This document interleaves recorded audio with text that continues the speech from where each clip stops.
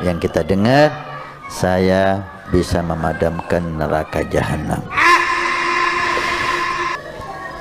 Kalau ini sulit Anda pahami karena pemahaman Anda sangat terbatas tentang syariat Nabi Shallallahu Alaihi Wasallam, Anda perlu tanya.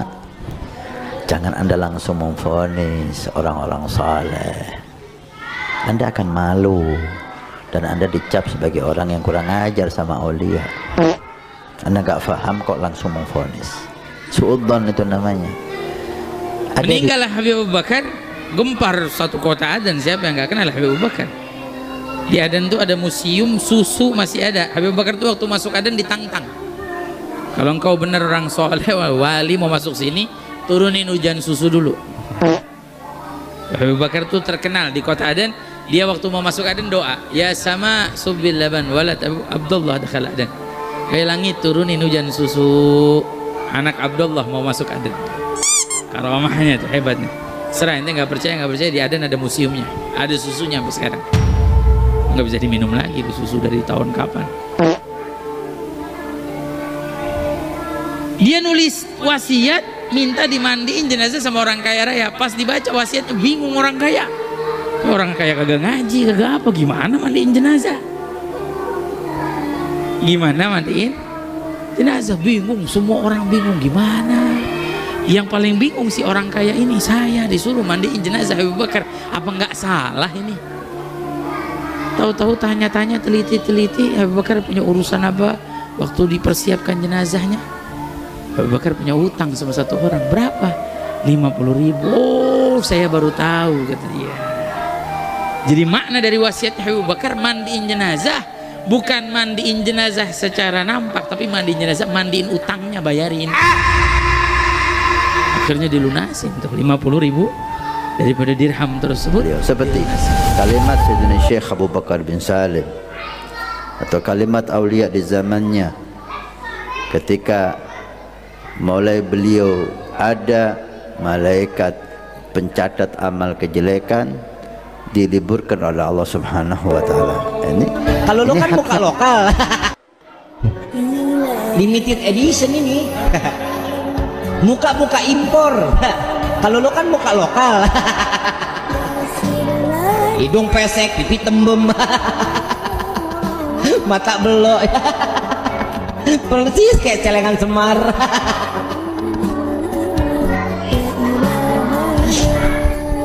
Terusin nggak? Terusin nggak? Yang mana nih? Celengan Semar. Itu di Zambal itu pemakaman terbatas sehingga kebetulan jadi kalau orang sudah lama dimakamkan itu digali kuburannya ditimpa dengan jenazah mayat yang lain. Nah ini ada satu orang meninggal dunia, oh tempatnya terbatas, kebetulan gilirannya makamnya Habib Musyayikh untuk ditempati oleh mayat yang lain. Datang dua penggali kubur, digali kuburannya, saat dibuka tuh papan penutupnya, nggak taunya ngelihat di dalam lubang kubur Habib Musyayikh lagi duduk di atas kursi emas lagi baca Quran. Nengok ke atas baru bilang, diam, jangan bilang siapa-siapa, tutup lagi, di tempat masih kepake, cari lubang yang lain.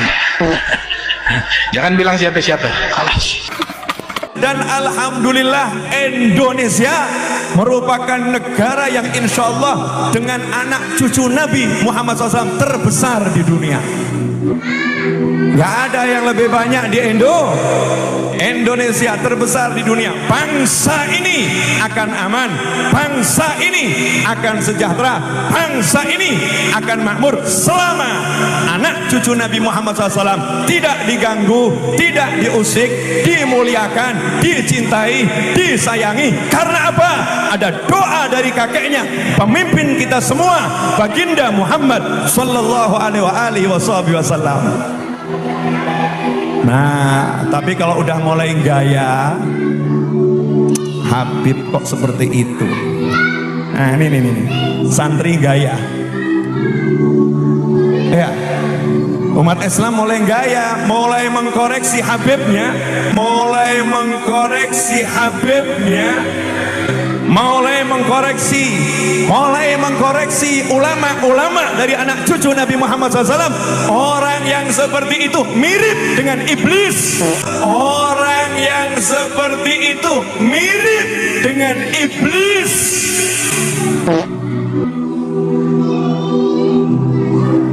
Mirip dengan iblis. Pangkatnya, ilmunya ditunjukkan untuk mengoreksi anak cucu Rasulullah, lupa. Kalau kakeknya mendoakan, siapa yang mencintai keduanya, cintai. Dan siapa yang menyakiti keduanya, aku benci, ya Allah, benci mereka. Mau pamer apa? Mau pamer apa coba? Makanya tolong semuanya sadar, jangan ikut-ikutan orang yang tidak mencintai keluarga Rasulullah. Kadang gara-gara pangkat, gara-gara jabatan, gara-gara kedudukan, gara-gara harta, gara-gara ilmu, kita lupa ajaran para kiai, lupa ajaran para ulama. Bagaimanapun anak cucu Nabi, jangan komentar, cintai, selesai. Jangan komentar, cintai, selesai. Itu tugas umat. Gara-gara macam-macam jadi lupa, gara-gara macam-macam jadi merasa punya sesuatu, kemudian dia berani menghakimi anak cucu Nabi Muhammad SAW. Dan jangan macam-macam dengan semua yang dicintai Rasulullah. Al ulama warathatul anbiya. Kalau namanya kiai cinta sama Habib, kalau namanya kiai cinta sama Habib, maka kata Rasul, Salman minna ahlal bait. Salman itu orang Persia, orang biasa. Sama Nabi dibilang itu keluarga saya, itu ahlul bait saya. Kenapa? Karena Salman sangat cinta kepada keluarga Nabi Muhammad sallallahu alaihi wasallam. Kalau kiai cinta keluarga Nabi, sama Nabi langsung dimasukkan, engkau keluargaku. Enak atau? Makanya jangan ngaku-ngaku jadi Habib, kurang kerjaan. Nggak perlu ngaku jadi Habib, ya cukup jadi orang yang cinta Habib. Cukup jadi orang yang cinta Habib, nanti otomatis udah jadi Habib dalam pandangan Nabi Muhammad SAW. Meskipun nasabnya bukan Habib, meskipun nasabnya bukan Habib. Jelas? Mohon maaf, ilmu yang satu ini sudah tidak banyak yang nyampaikan. Kalau kiai dulu disampaikan, digandeng anaknya, Habib Ambungen, Habib Ambungen. Berkah dunia akhirat, cintai Habib. Itu kiai dulu begitu. Kalau anak muda zaman sekarang, tontok se Habib sopo, tontok se Habib sopo, nok cocok gak apa-apa, gak cocok tinggal no. Kurang ajar iku Habib iku. Masya Allah. Na'udzubillah min dzalik. Jangan lupa, umat Islam di jagat raya salatnya tidak akan diterima oleh Allah Subhanahu wa taala meskipun salatnya nangis sampai keluar air mata darah kalau tidak mau mendoakan Habib. Karena kami sedang bangun pesantren, sedang membeli tanah atau semua segala macam. Makanya pada malam hari ini coba yang santri angkat tangan, jadi kelihatan bukan santri. Yang santri angkat tangan dulu. Berarti yang bukan santri yang depan ini, yang depan ini bukan santri, yang depan sama yang di panggung bukan santri ya. Alas, yang santri. Ini sorban anak pakai dakwah selama sekitar 13 tahun. Bahkan dalam penjara. Nah ini mau anak lelang untuk pembangunan pesantren. Mau lelang. Nah, selain santri yang ada di depan sini sama yang ada di depan,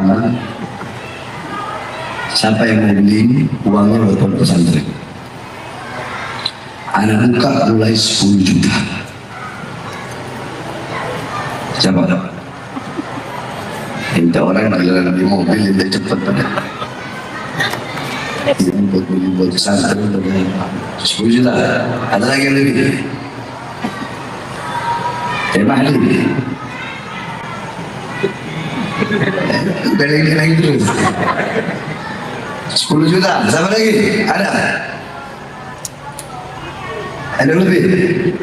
Nggak ada. Udah.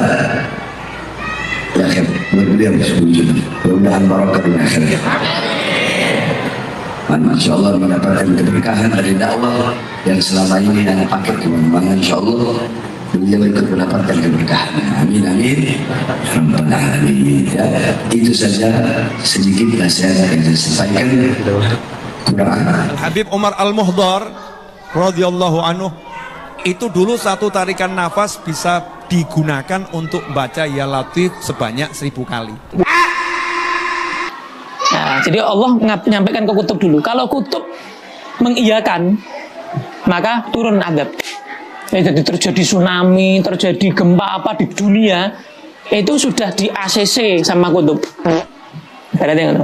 Tapi kalau kutub itu kesian, ya Allah, warga sini masih bisa diharapkan. Ibaratnya Semarang, Allah mau menurunkan sesuatu di Semarang misalnya.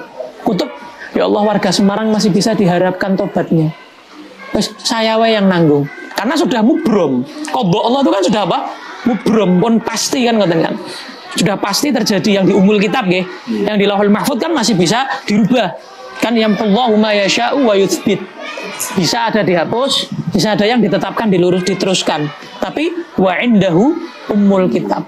Tapi yang di umul kitab tetap harus terjadi. Lah misal Allah, lho ini sudah di umul kitab.